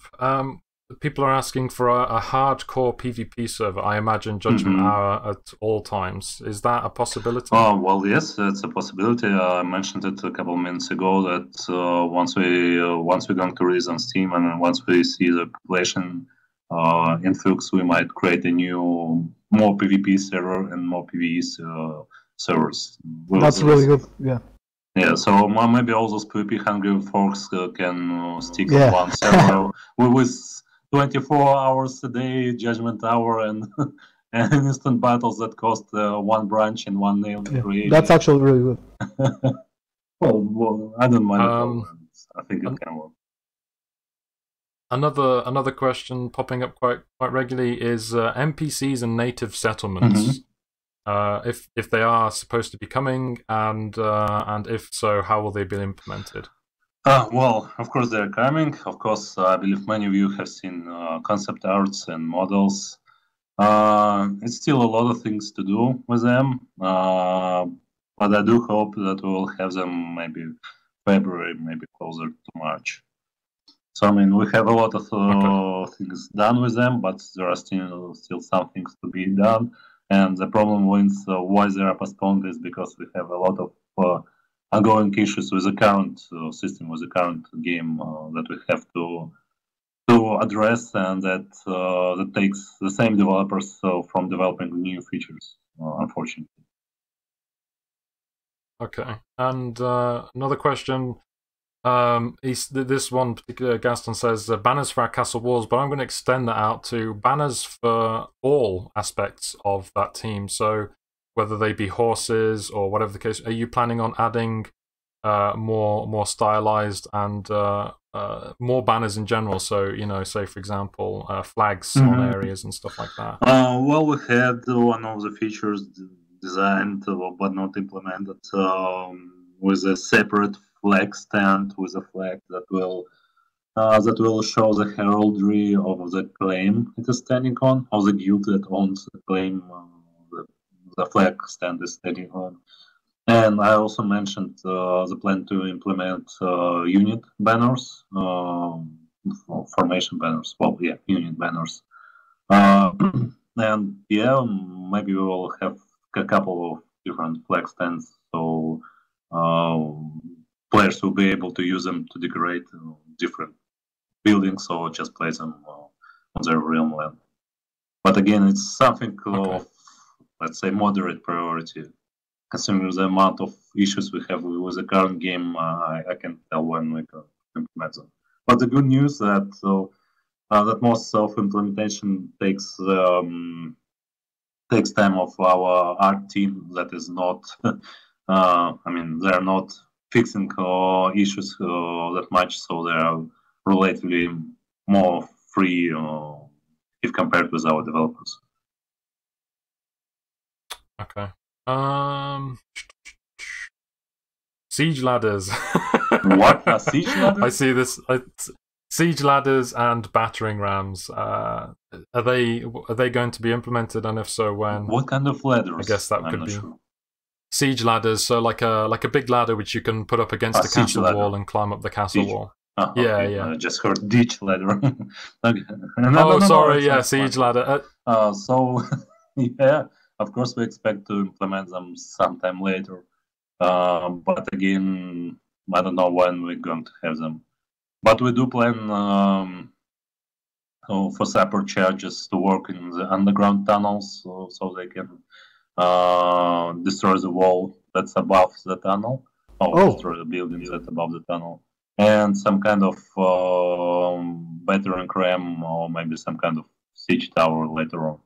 So of course we plan some additional weapons of destruction, but first of all we have to implement sieges and make them running, and then we will implement new siege weaponry.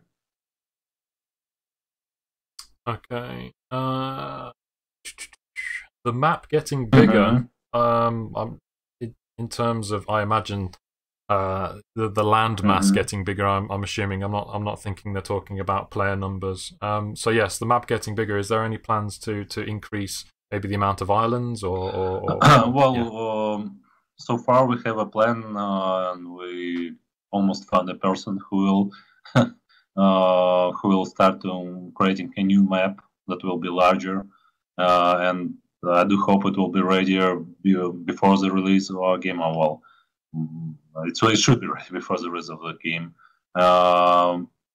We don't know the size yet, but we expect it to be at least at least 10 or maybe 12 nodes on each side. So it will be how much? Sorry. So right now we have 50 nodes, 50 nodes, 49 Yeah. nodes. 49, yes. It's 7 on 7 nodes, so it's 21 on 21 kilometers.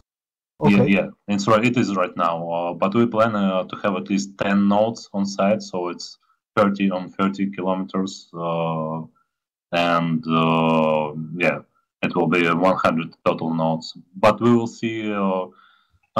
We need to make some calculations and some planning. Maybe we will be able to increase it to 12 on 12 nodes. In that case, we're going to have 46 and 46 kilometers. That will result in more than 1,000 square kilometers of land mass. So we have that in plans. There was a question which has disappeared from me for a second there. Azeroth was asking, will there be different types of architecture depending on where you live? So, for example, or racial, maybe architecture. So, for example, Slavard, Gottlung, and Kur, or maybe just regional. How would it work in the future for those types of? I'm assuming graphical. Talking about there, the look of the buildings and stuff like that.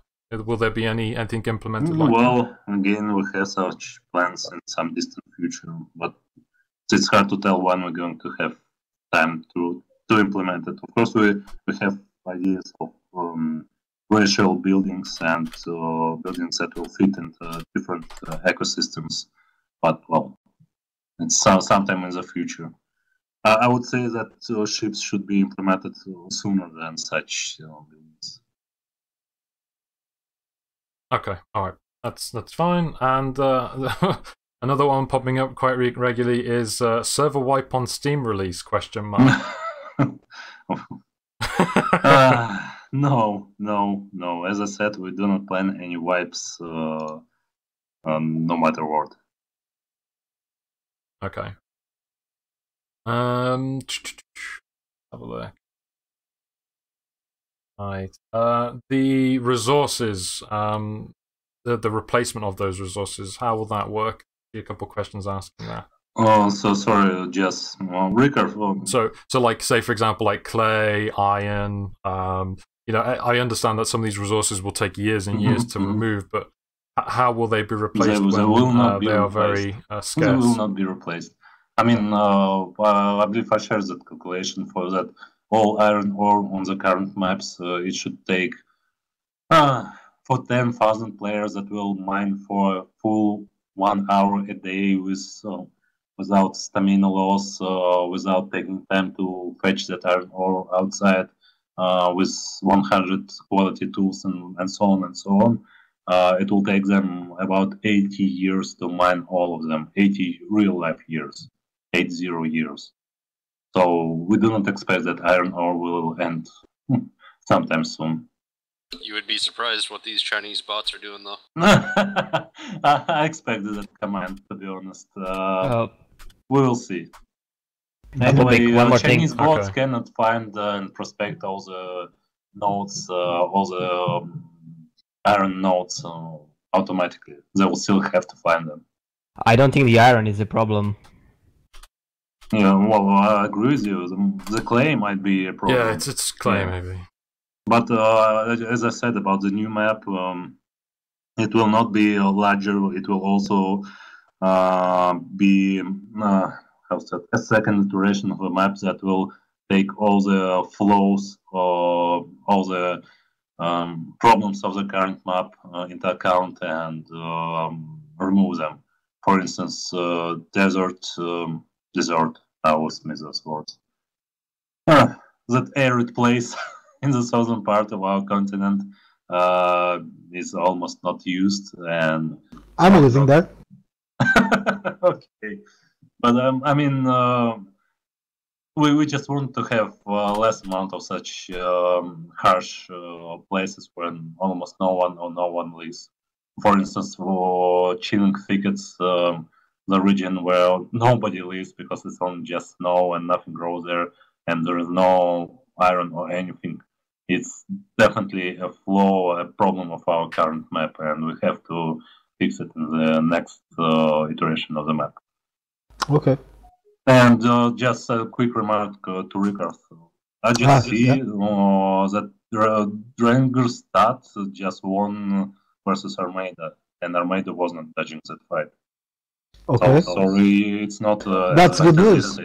Exactly. The thing is, like, maybe I just meant it wrong, because what I was trying to say is that, for example, right now, and you know that, the instance battles we've been having, some of them, not all of them, of course, they crash midway, and we just either lose or win the instance battle because the instance battle crashed. So of course we know about technical problems. Exactly. So that's what I meant, and that's what I was trying to mean, that like if any instance battle we go, the instance battle crashes, then we get no PvP content, right? So that's what I was trying to mean overall. Sorry, Rickard. Thank you, Captain Obvious. Yeah, exactly. So that was what I was trying to mean, but maybe I misspoke. No offense. Okay. It's okay. It's okay. Okay. Just look for another question. Right.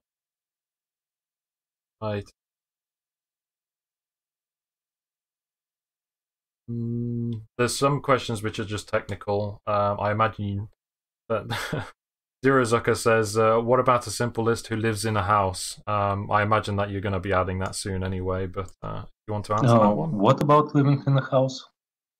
The lists for the house, people who live in the house. So when you click on a house and just look at a list of people who live there, I imagine that's going to be implemented. And we do expect that it will come with a per object rules system. So once you will be able to set rules for each object on your guild claim, you will be able to set the rules for each object on your private claim, and this way you will be able to manage who can live and who cannot live or recall on your house. So you will be able to manage your house. But will there ever be a list where I can see who's enlisted in the house? We will have to do it. Maybe a bit later, but we will have to do it, of course. Okay, thanks. And I guess you could tack on this one as well. Logs for people accessing, say, for example, a storage post or something like that. You know, will you be adding in anything for stuff like that so people can check who's been using what? Well, I agree with you. We need it, but there's no planning or any development was done so far. So we will have them, but do not expect them to be soon, unfortunately. Well, I do agree completely that they are needed, but they are not that easy to implement, and well, there are a lot of other issues we have to address faster. Yeah. Okay. And a question which keeps on popping up again, in terms of PvP outside of judgment hours, outside of instance battles, outside of sieges. What is your plan on that? What's the idea for external PvP? I guess you could say, like, which happens in the open world, but which obviously doesn't happen around realms. What's your plan to sort of stimulate that? So you're talking about open world small scale PvP around Yeah, just PvP in general when it's not to do with judgment hours, instance battles, or sieges. What's the plan to stimulate that that's kind right. of Well, first of all, we expect that NPCs will boost that random PvP because, well, I do believe that most of us like the PvP or PvE or PvE events when you're in Ultima Online, you are raiding a dungeon and you're killing a worm, and some other party goes into your pack and you start fighting, and that worm randomly attacking you and that other party, and you're like, it's a total chaos, and everybody likes it. I believe the same story was in Shadowbed and Darkfall, and the same story we expect in our game. Once we're going to have NPCs and especially NPC villagers that can be raided, there will be players that are raiding them, and there will be players that are raiding those players that raid NPCs. That's the first point. Second point, as I said, influence over private claims. So players will be able to make small-scale PvP for claims in the vicinity of their guild, just for fun or for additional control for their guild. And third point, maybe we'll do something with trading. So actually, those caravans of different stuff will be, well, from one point more visible and maybe somehow more vulnerable, but from other point it will have some players to protect those trader cards. So some PvP, like it's not like suicide gangs in Eve. It's like, it's like gate camping, something like that. It was also some kind of PvP in Eve. And, of course, we don't have stargates and choke points, but we might work something out on, promoting them or making them something. Okay. All right. Good. Is there... Let's have a look. Is Shanbim coming back? Come on, tell us. Tell us. He will. In another single-player game that we are creating that is not announced yet. Okay. It's in Life is Feudal universe, but it's like, I don't know. it's like Darkest Dungeon and this War of Mine. Oh yeah, that's cool. Yeah. So in a single-player roguelike experience. That's our pet project that we're developing with a small team. A couple. No, sorry, carry on. That's all I want to say. Oh, okay. A couple people are asking about tournaments. I see that popping up every so often. Tournaments-wise, is there going to be any implementation of a tournament system, or is it all going to be player-run? Well, so far we expect that it will be mostly player-run, but once instant battles system is stabilized and once siege system is stabilized, we're quite sure that we will implement some kind of battlegrounds or tournament automated system later on. So, I mean, once we have an instance that can be started and that can accept new players and do some kind of game mechanics and shut down after it, or we can expect some kind of random players battlegrounds when it will be free for all, or maybe it will be two random teams fighting for just some coins or loot or fame or points or whatever. And the same story can be done with tournaments when we'll make some kind of 2-on-2, 3-on-3, 5-on-5, 10-on-10 tournaments in automated way. I mean, I can see that it can be done, and it can be done relatively cheap from developer perspective. I mean, with the amount of time that will have to be wasted, will not be as big as it can be. But that's like secondary or tertiary priorities. It's something will be done once we're going to have the main PvP gameplay stabilized and ready. Okay. Another question which is popping up quite regularly is Steam release. Do you? I mean, like, you can always say no to this because obviously it's up to you. But like, Steam release, do we have a kind of a date around about or as far as I understand, so far I can say only January. So it will be relatively soon. It will be early access release, and just a quick remark I want to say. Unfortunately, Steam release will going to contain the same launcher we have with the issues it have. So Steam will upload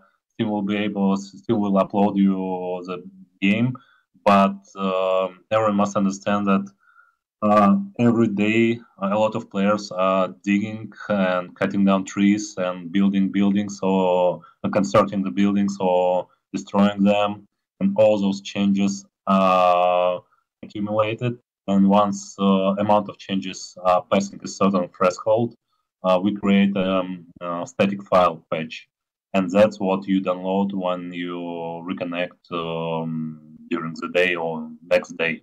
It's not something we changed in the client. It's something that every one of you has changed in the world, and we streaming it, not streaming, we are uploading it to you in a single file, so you will be able to join the game quicker and download and apply all those changes faster.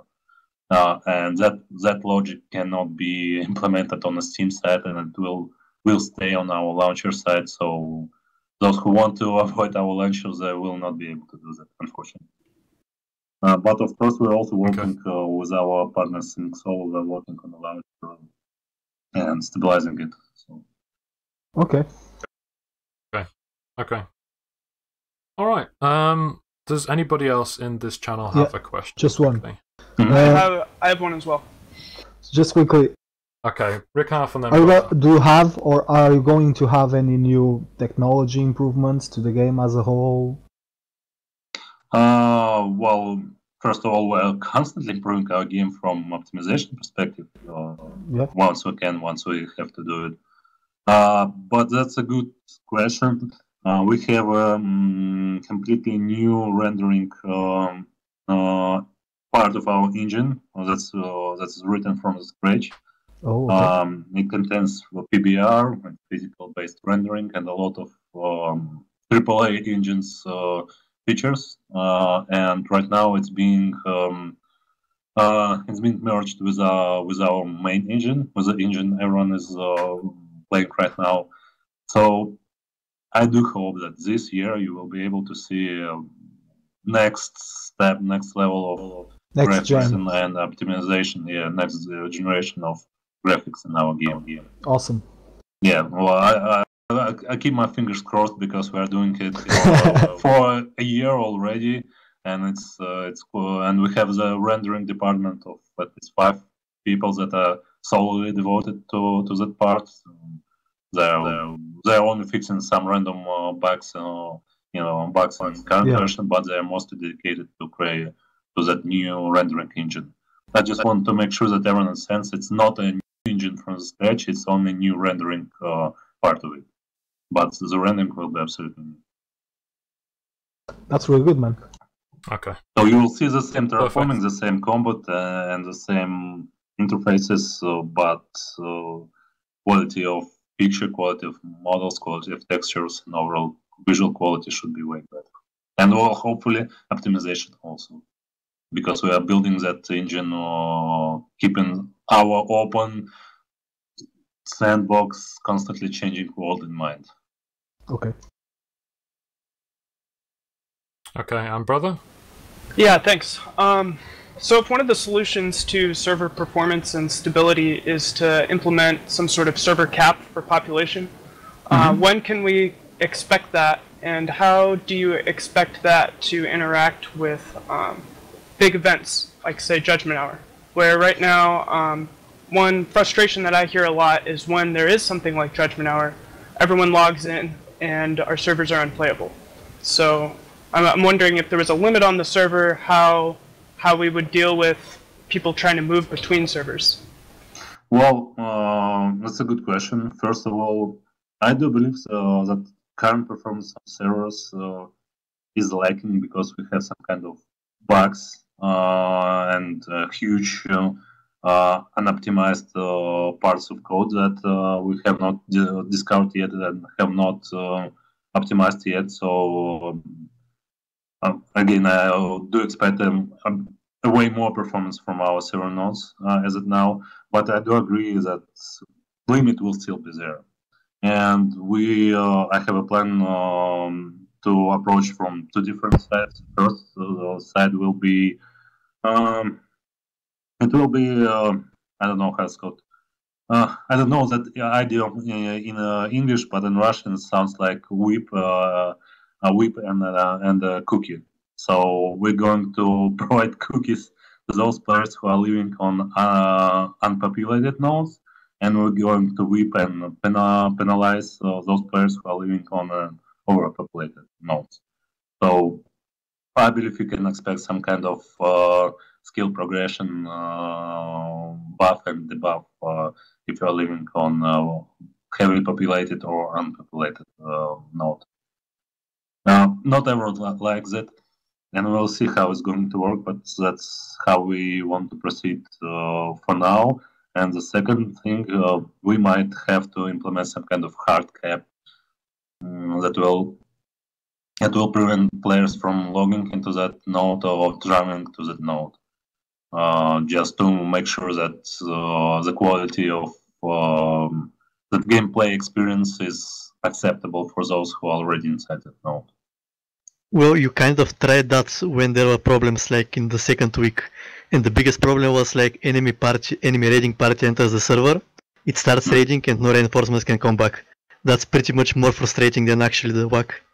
What's frustrating for us is during Judgment Hour, it's not even someone trying to cross into our server tile, it's literally everyone just in our server tile logging in. You mean so everyone is logging in and it's already right. Yeah, well, again, as I said, there is I personally would like to do everything to avoid the hard cap, the hard limitation on the server node. But as we mentioned before, the limit will be there. There is no magic in this world. We cannot. If there will be 300 players that we will be able to support, it will start lagging on 400 players. If we will be able to support 400 players, it will start lagging on 500 players. The limitation will always be there. And so we will try to promote players to distribute evenly around the map. And we, as I said, instant battles and instant sieges should promote them to avoid them from bunching up in hundreds to raid their neighbors, and hard cap should also promote it. But again, I'm against hard caps, and in my opinion, it rather works in EVE Online. I mean, blobbing can and possible in EVE Online, and no matter what kind of optimizations they have, those battles still lag. And well, nobody likes blobbing. So sooner or later, people are trying to avoid them. Nobody likes them. So of course, that's some kind of mechanism that will always work, and that we should also keep in mind. Great, thank you. Okay, perfect. Okay, I think I'm going to wrap that up there then, because I imagine, Bobik, you've got stuff to do. So I want to say a massive thank you to you and the Life is Feudal team for doing this AMA. It's epic, and not many dev teams do this, so the fact that you're doing this is just awesome. So a thank you from myself, and I imagine everybody else. And the community also, thank you very much. They're still asking you questions, but I'm ignoring them now. So yeah, thank you very much. And I think wrap it up by saying, yeah, good on everyone for turning up and for being such good sports. Thank you to everyone else as well, to all the community and to all the big alliances for dropping by. I apologise to those of you who couldn't attend, but I'm sure you'll catch it in the videos later. Anyway, so there you go. Love you. Is there anything you want to add, Bobik? I also want to thank everyone. I want to thank Sharana and other guys for organizing and removing that burden of communication and organizing from my shoulders. I want to thank you, Dale, for hosting that AMA, and Sharana also for hosting that AMA. And I want to thank everyone who is currently with us on the roundtable. And I also want to thank everyone who's asking their questions on the stream. And I want to really thank everyone who's with us, who's playing our game, who's supporting our game in all ways possible. I mean, it's really valuable to us. It's hard to explain, but I would never, until you feel it, you will not understand it. But a good cheering up, a good positive words helps also a lot, and as a good feedback and as a, I don't know, let's say frankly, as donations. So all types of help that you provide to us is really thankful, is really helpful, and I personally and all our team is really thankful for you for that. And only I ask for you is just patience. As I said, we're not complete, we're not done. There are some issues, there are some bugs, there are some frustrations, there are not complete freedom of PvP because of technical issues. There are different problems, but with your support, with your help of everyone, I'm quite sure we will be able to break through. That's okay. And as I said, as a game of my dream, I'm not going to stop until I don't know, something bad will happen or we'll just simply run out of money. Yeah, but so far it seems we're okay and we're continue the development. And again, we thank everyone for keeping us afloat. Okay, brilliant. Okay, sorted. So, there we go. Oh, the AMA has now ended. I'm calling it because Bobik needs a life. More so than us because he's always working on this. I wish you have seen my private chat in Discord, so I'm not going to get live in the next couple of years. So. Oh no, that's not good. No, yeah. But yeah. Unfortunately. I imagine we might do some more AMAs in the future. I hope we can do some more AMAs in the future and answer, because there's still more questions coming in every day. So yeah, hopefully we can do some more, and I imagine Bobik will let you guys know when we do that. So yeah, all right then. I'm gonna put a bit of a thing on for you guys while I close this down. So I'll see you guys on the stream in a bit.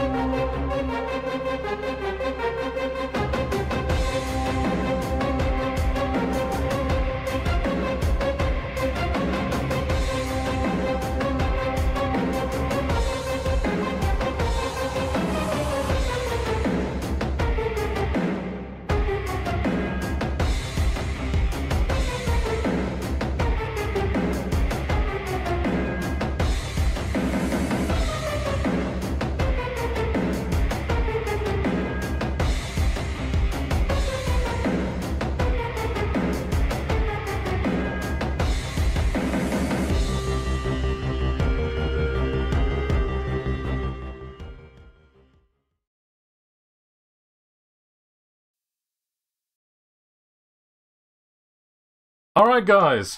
Hello. Test. Test. Hello. Hello. I hope you all really enjoyed that. I certainly enjoyed it. It was an absolute fantastic experience. It was good to host the AMA with Bobik and with all the other big alliances, big guilds.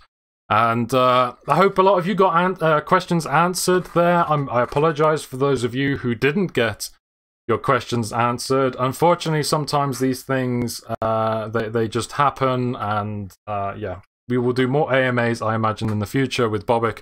I hope to do more AMAs, and it felt like a good experience to me. I know that some of you might not get the answers you're looking for in terms of like PvP and stuff. That's just life. Unfortunately, sometimes not everything that we want is given. So yeah, I hope you know, obviously, you know, it doesn't mean the discussion has ended. It doesn't mean that you guys can't carry on the talking about it. In terms of like on the forums, on Reddit, on whatever you want, just talk about it, be nice about it, don't be dicks, be nice and talk about it and try to get your opinion across, and remove the name calling, and trust me, more people will come over to your opinion.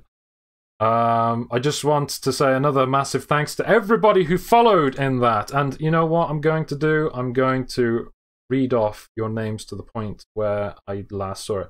So, Bohun, Slade Wilson 251, Fugi12, Snips, HDG, Charangard, thank you very much for the host, dude. Metal Bite, Immaculab, Kiss FPS, Trigave AK, Killerantis, Shifty, thank you very much for the sub to Hassan Wolf. Welcome, Hassan Wolf, to the sub team. Much appreciated.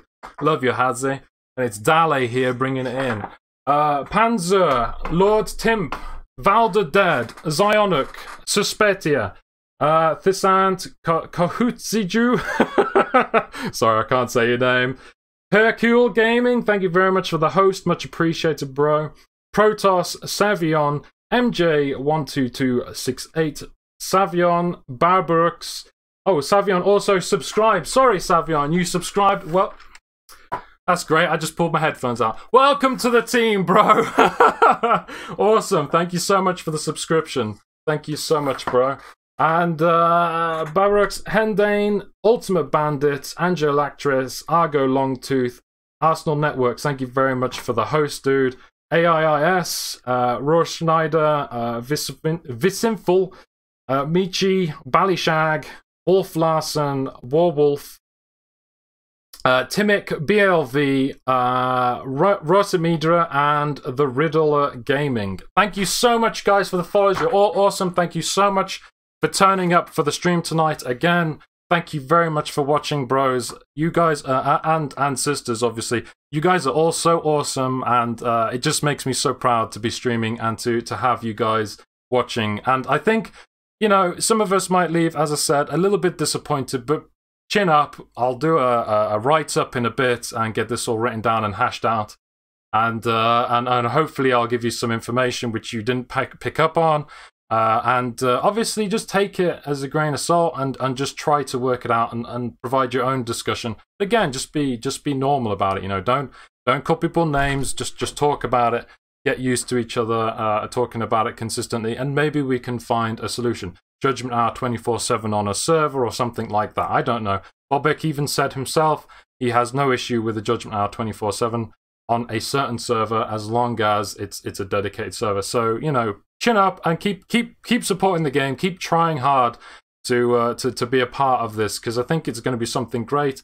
And yeah, just look forward to the future. All right, see you in a bit, guys. Catch you on later. Bye.